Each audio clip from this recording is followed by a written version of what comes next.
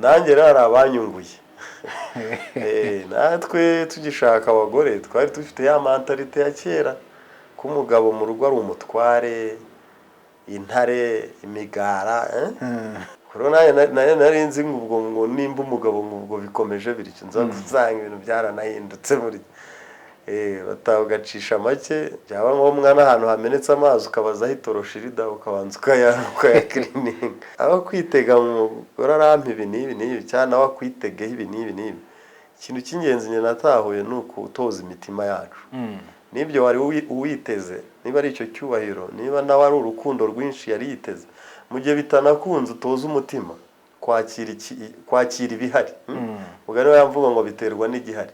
Reka nongere mbasuze mbifuriza ibihe byiza nshuti mudukunda kandi mudukurikira kuri uyu muyoboro wacu ni Inzira Iboneye Official mu biganiro bitandukanye tugenda tubagezaho umunsi ku wundi. Ni umunsi rero twaba tuje kugira ngo tuganire ndi kumwe na Pastor Augustin Murwanashyaka muheruka hashize igihe mu biganiro twagiye tugirana kuri uyu muyoboro ndetse n'ubundi byo tugenda tuganiramo. Rero aka kanya tugiye kurebera hamwe ibijyanye n'ibiganiro. Ni gute umugabo ashobora kuganira na bagenzi be bafite ingo nziza bikaba byatanga umusaruro cyangwa se byamufasha mu bijyanye no kubaka urugo rwe. Hari abavuga bati ngewe uko nububatse ukwanjye nta mpamvu kujya kubaza abandi. Hari n'abandi bajya bavuga ngo hari abaganira na bagenzi be ugasanga ibyo bahaye ahubwo bije kubasenyera urugo. Meze neza Augustin? Meze neza. Twinjira muri iyo ngingo rero nagira ngo utangire utubwira ubundi kuba umugabo yaganira na bagenzi be ku bijyanye n'urushako rwe, ku bijyanye n'uko abanye n'uwe, ese hari ibitekerezo runaka bashobora kumuha byamufasha kuba yafasha cyangwa se yakubaka umuryango we ugendeye kuri experience yawe nk'umugabo?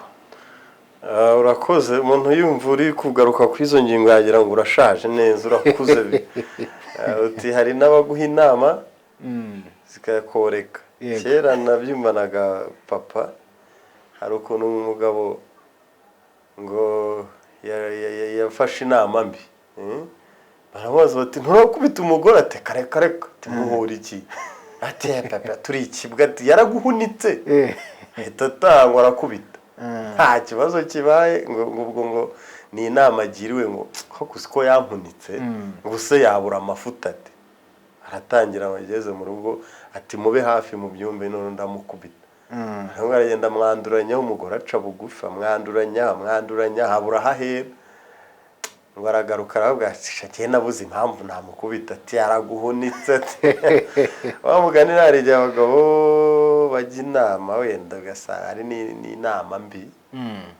zibaho ariko hari n'inama nzima. Inama nzima ugasanga ikintu cyakunaniye kukirenga ubona ari umusozi muremure undi nta n'amasegonda byamutwaye arakirenga ugahita ufata nk'iyo nama wayapurayinga ukabona iwawe igihembwe kirashize muri amahoro. Nk'urugero hari umugabo umwe wanganiririye ko yageze mu rugo abona ibintu bivangavanze atari ko se madamu ko nta kandi kazi ugira pe no gushyira ibintu mu murongo bikunanire undi ati ubwo nyine urahuze ngo akuba wasize hakaba koroshye. Ubwo umugabo niho yahise amucyurira rero umugabo niwe ukora wenyine ati ngaho dati noneho tugurane nyine ngo aramubangamira abinganirira rero yari yumvaga ari mukuri akiri mukuri ntabwo ntabwo uri mukuri na gato yari yamucyuriye yamucyuriye ukuntu ari we ariko se inzu ibihahwa imyambaro kwiga k'umwana ibintu byose biva mu mushahara w'umugabo akumva ari umugore yagacecetse nta jambo ndamubwira se ubundi ubwo ko ari uko nyine bitabaye ubundi uzi ngo muguranye ibyo akora utabishobora kandi ibyo ukora yanabishobora. Ntese gereranya ibintu bibiri iyo umwana yasigaranywe n'umukozi rubanda ubutekanye ugereranije n'uko yaba ari kumwe na nyina wamwibyariye atoya umugore akurerera umwana umugore n'ibintu akora we ntiwanunama ngo ubikore n'ikimenyumenyu uzabirebe waruhutse ukuntu pe n'ibyo ngibyo by'isuku n'ibiki ntacyo wakora, ntabwo ubikora ubona bitari mu byawe. rero hari abantu bakora imirimo isa n'isuzuguritse ariko cyangwa se iciriritse ariko ahubwo ariyo ikomeye. rero umugore n'umugabo baruzuzanya. wamufashije ute kuri iyo kese? hari icyo byafashije nyuma y'uko muganiriye? ikintu namufashije, hari ikintu mu cyongereza bita self trust, kwiyizera. iyo namufashije ni ugusenya uko kwiyizera, yumva ko ari we ugize urugo. ariko buriya umugore adahari wasanga ari nk'aho uba muri shansiye, uba nk'ababa hirya mu giturage wenda ahantu hataba amasima, uhita ubona urugo rwararaye abantu bakabazanya ngo ariko aha barahaba nuko byahita bigenda. uriya umugore adahari ibintu byapfa. njyewe namufashe kurenga icyo kintu cya self trust. urerega twicwa no kwiyizera. ntukiyizere, ntukanabuze valere. umugore afite valere, afite agaciro. ushobora gukora ibintu binini by'umurengera ariko bigafata ubusa. mu gihe umugore atitaye ku mwana wabyaye bwaki kandi uhembwa miliyoni ndenga, undi bwaki ku mwana wawe n'ibindi tutakinjiyemo. yaranyumvise ko urumva yanganiririye kuko anyisanzuramo, ariko si uwo gusa, ibiganiro biba ari byinshi. nanjye rero hari abanyunguye.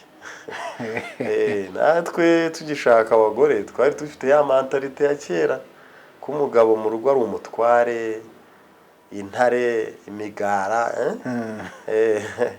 imyugariro. umugabo ni imyugariro. mbese urabyibuka papa iyo yatahaga kera twahitaga twihinda tugatuza tukabanza kumva icyerekezo. yego njyewe yari inshuti yanjye, narasimbukaga nkaba namugezeho, nari agahungu gatoya ambyinirira. ariko nawe nabanje sinzi ko babyita turi mu ngando harya bajyaga bavuga ngo iki batwigisha ngo mugusa twaranzaga tukimunyamunya. yego.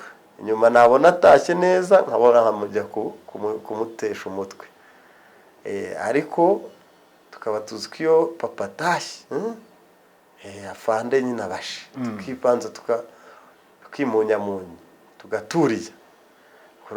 nayo nari nzi ngo nimba umugabo ngo bikomeje bityo nza gusanga ibintu byaranahindutse muri bataha ugacisha make. byaba ngombwa n'ahantu hamenetse amazi ukabaza aho itoroshi rida ukabanza ukayakirininga. ubwo rero hari abagabo bamwe b'inshuti zanjye twagenda tuganira ngasanga ibintu twari tubizi nabi. numvaga ndi umuntu w'umugabo, umugore no kunyimyoza ariko se ari singiye kuvuga ibirenze kunyimyoza, ariko nabyo ubwo wumva arumva ntabwo byose. niba atabara kwimyoza ahubwo ubanza ari we wabahunitse. rero tuba tugomba aho kwitega umugore arampa ibi n'ibi n'ibi cyangwa nawe akwitegeho ibi n'ibi n'ibi. ikintu cy'ingenzi njye natahuye ni ukutoza imitima yacu. n'ibyo wari uwiteze, niba ari icyo cyubahiro, niba nawe ari urukundo rwinshi yari yiteze, mu gihe bitanakunze utoza umutima kwakira ibihari. ubwo niba yamvuga ngo biterwa n'igihari. ni ibyo ngibyo. niba hari ibyo utari kubona wari witeze, toza umutima kwakira ko ari ibyo ngibyo, ko ari uwo nguwo, aho kugira ngo ujye guhangana uvuga uti hari ibyo atakoze, hari ibyo atampaye. ubwo ibyo nabyo wagiye ubyigira muri izo nama? nibyo, hari ibyo ntavuga kuri kamera pe. hari abagabo bamwe tuba tuganira Kimironko iwacu ibintu bimwe byo banavuga babivuga kuri kamera gusa ariko biba ari byo. ariko ni bya bindi babangwa ibyaha bimeserwa mu gikari. hari ibyo mwaganira imbona nkubone, kuri kamera ukavuga ibiri ngombwa. ushaka kutabishyira ku muntu wenda kugira ngo ataza kwiyumva ngo yamvuze, ariko ukabitanga nk'urugero rusange. none se hari umugabo umwe ukuze watubwiraga ati mwabahungu mwe, ubwo ntiyanatwitaga abagabo. muri mwe n'indi umugore yari yabwira karimbwa yego twese takarakara ibyo ahubwo bibaho ariko we yaratubwira agateka twebwe twamaze kubi ariko nanone n'abagabo nabo baragiye babeshya ibintu amafuti y'umugabo nibwo buryo bwe kumva ari amafuti isura yatagatifuza kubera iki ibiri amafuti niyo nyine njya mbona ibiri amafuti niyo nyine tukajya tubeshya ngo nari nguhaye nk'urugero nyine ukuntu tuba twiganirira tukajya mu bintu byinshi ariko cyane umuntu wampaye inama ni umuyobozi wanjye wampaye inama kandi nziza buriya amagambo ntacyo amara teori amagambo cyangwa ubumenyi kuri uyu muntu aguhaye témoignage ubuhamya bujya mu mutima igihe ubumenyi buguma mu bwonko yego ngira inama kandi ntukajye ugira ngo ibintu bigira n'umumaro n'ibintu bikakaye ibintu biri simple ushobora kubwira umugore schedule yawe y'umunsi ukuntu bimushimisha kera nayo abana toka kure menya ibyawe toka menya ko isuku yakoretse menya ko umwana yabonye igikoma n'ibimuri menya ibyo byanjye urabishaka hirya ariko barabizi ko ndi hano umuyobozi wanjye yagiye angira inama mubwira ubundi mu kwezi winjiza iki umugisha inama bimuhereza uti ngaho bijere turebe we kandi biba ari byiza kera navanaga kuko si ubu unyinjirira ute ushaka iki njye rero kuko njye ntago ndi umuntu utanga cyane nanone ariko buriya nanone iyo byanjemo ukambangamira mba numva wapi niba mbonye nk'umuntu nkamugirira pitsiye cyangwa ibambe numva amubaza se wariye ngo ya umugore yahitaga avuga ati barayatanze nawe yari afite njyewe numva umbujije ungiye hagati hari ikintu ngiye kwihera umuntu ibyo nabyo twarabipfaga yego cyangwa nareba nkamubwira mada hari ukuntu njya mwita ngo mama bebe ngo amashati 6 ni menshi pe ndashaka gusigarana 3 ajya nteza akajagari ngo jyunde ngo ariko ubu ntiwasaze naka ndayitanze nkahita nyishyira amabere ube ngo nyera umuhungu nasize akarakara ariko ubu ndamubwira ngo wanyeretse ishati natanga hariya ko numva zitangiye zimbana nyinshi ngo ya ngo ahubwo se ubufite iki ok noneho zimese ndabona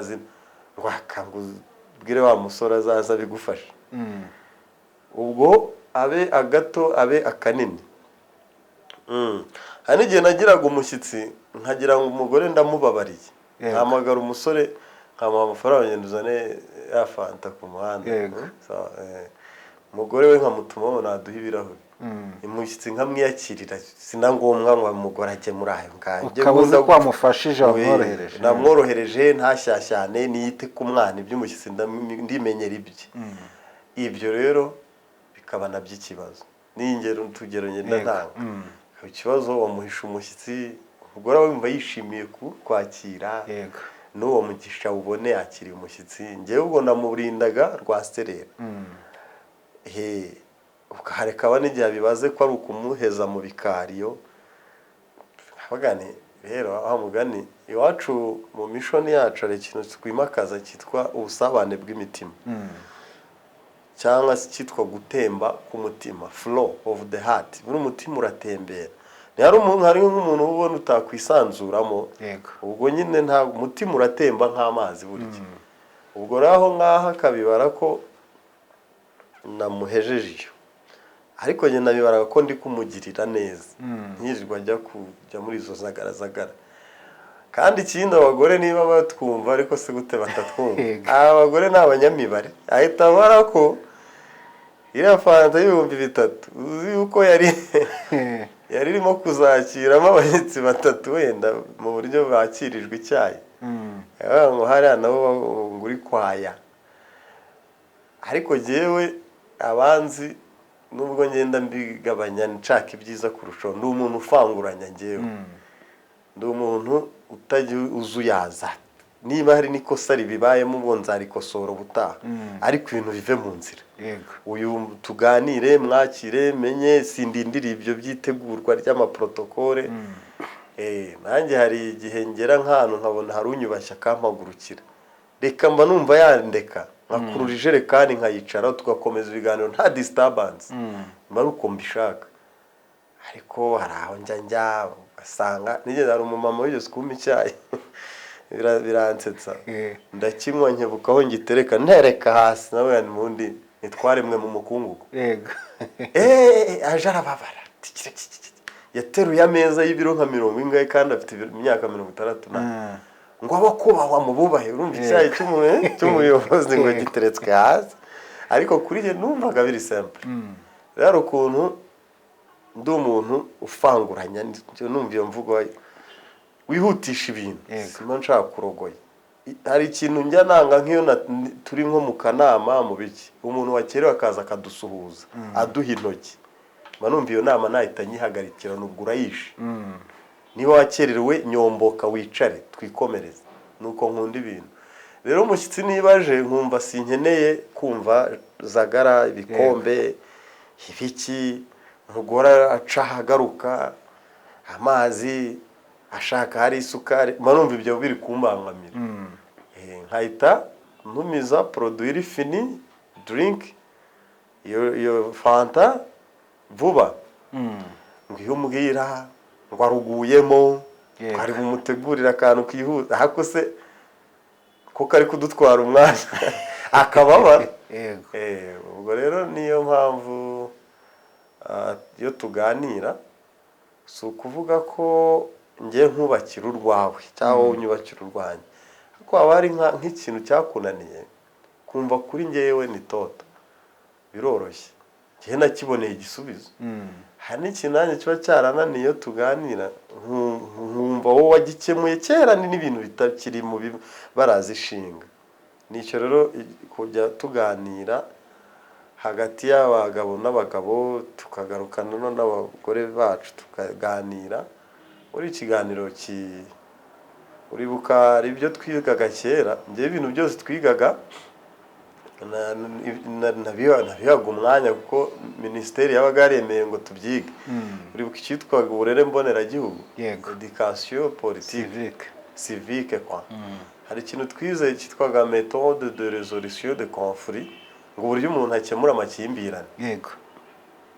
Ese uzi ngo amakimbirane uzana inyundo abakimbiranye ukayibakangisha. Hazaga ibyitwa ngo mediation, hagati hajyemo mediateur, umuntu abahuze abakimbiranye hazemo ubahuze. Burara yatanaje hari ukuntu iyo bibaye ngombwa uzi icyo bita gucururuka, guca imihini migufi. Uri uganiriye hari cyitwa misunderstanding, umuntu ashobora kuba kuzi nabi. Nk'uwari abantu benshi bajyaga baba banzi nabi, mfite amaso atukuye, niyo nifotoza bahora banyibutsa ngo nimwenyure, nkasaba umuntu yantwaye ko ndi kibihira. Yego. Sibyo? Nk'ubu singira TikTok. Yego. Instagram nayo hariho inka na foto yikajyeyo. Instagram hariho amafoto abiri. Yego. Kubera iki sinkunda kwifotoza, sinkunda foto amafoto, none umuntu akantwara nabi, misunderstanding akantwara mu iyo shusho ko mpora nshinze iryinyo kuri shiriri ndi gishiriri. Rero ugasanga ari ibyo ugumanye wambeshye, tuganire wasanga nta n'ikibazo gihari. Noneho kuganira hatanajeho ubunga mediateur agatewe n'umugore, munaganira icyo kiganiro ubwayo cyo cyaba mediation, cyaba mediateur akakumva nawe ukamwumva. Yego. Kuko hajya habaho imvugo ururimi rw'umugabo n'urw'umugore bwa ntibihura. Twe turi abantu n'ibintu byinshi, hari ibyo twajyaga twiga ngo buriya controle ngo zibe eshatu. Ukora controle mbere yuko ujya mu kazi mu byo ukora, hari na controle ukora ubirimo, hari n'iyo ukora wasoje akazi. Ura rero mbere y'ikintu nawe ushobora gutegura. Abagabo dukunda ibintu byo gutegura. abagore hari ukuntu bakunda ibintu gusa byo kureba aho babangamiwe naho ibyari bikwiriye ngo ubu wakabigenje utyo. For instance, urugero, ushobora kuba uri kwigisha umugore imodoka ukamubwira uti mbere ya metero 5 ushyiramo ikinyoteri gikata, ubwo umumenyesha ngo wereke inyuma ko uri gukatira ibumoso, kandi uzirikana imbere aho ukatira ukata utarasatira uruhande rw'inzira kuko harimo rigore. Twe dutegura ibintu twajyaga banza tubyita ngo controle priori, mbere ugatangira controle. Genge nigira umu analyst, umuntu wanalize ibihuru byari bihunyira, umugabo atangira kubidetectinga hakiri kare.